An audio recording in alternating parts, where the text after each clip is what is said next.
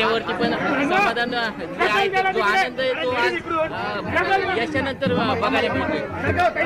नाही काय असतं, आपण ज्यावेळेस एवढा मोठा संघर्ष उभा करतो त्यावेळेस हे सगळ्यांना त्यागावं लागतं. आनंद बघणं एवढी सोपी गोष्ट नसते.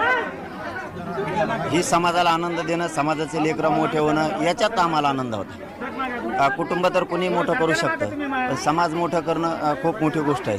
त्यासाठी आम्हाला त्या गोष्टी त्यागावं लागल्या आणि त्या कुटुंबाला सांगितलं पण होत्या. आपल्याला जी भोगायची वेळ येईल ते भोगायचं, पण आपण आणि समाजाचे लेकरं मोठे केल्याशिवाय आपण मात्र हटायचं नाही. शेवटी आता याच्यात मरणसुद्धा येऊ शकतं. मरण आलं तर समाजाला दोष द्यायचा नाही किंवा कोणाला दोष द्यायचा नाही. आपण आपल्या समाजाचं कर्तव्य समजतो.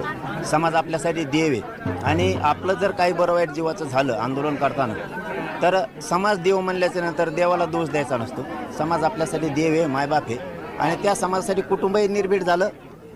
जे होईल ते होईल. मरण तर कसं येतं, अटॅक आला तरी येतं, अपघातात येतं.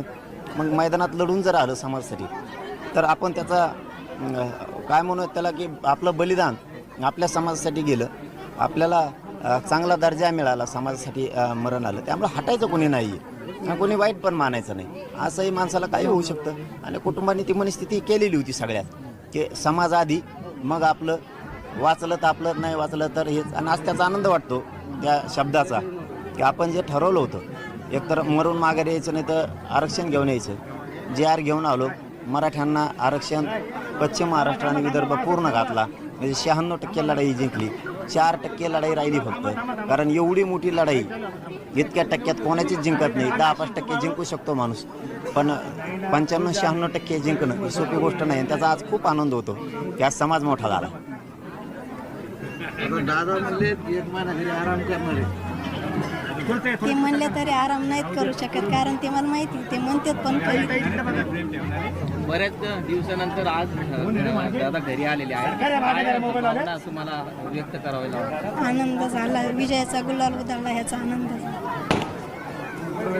दादा एक वाक्य म्हणते होते, एक आरक्षण घेऊन येऊ मरून काळजी वाटत होती. दादा घरी आले. छत्रपती शिवाजी महाराजही त्यांच्या पाठीशी होते आणि गणपती बाप्पाही त्यांच्या पाठीशी होते. त्यांचेच आशीर्वाद त्यांना लाभले. बरेच उपोषण दादाने केलेत. आता नको वाटते का उपोषण करायला? नाही, आम्ही म्हणलं तरी नाही, ते करणारच आहे. ते सांगत नाहीत, करते.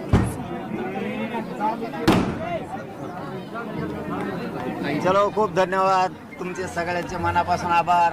कटवाले का आम्हाला याला जाऊ दे ना, प्रेममध्ये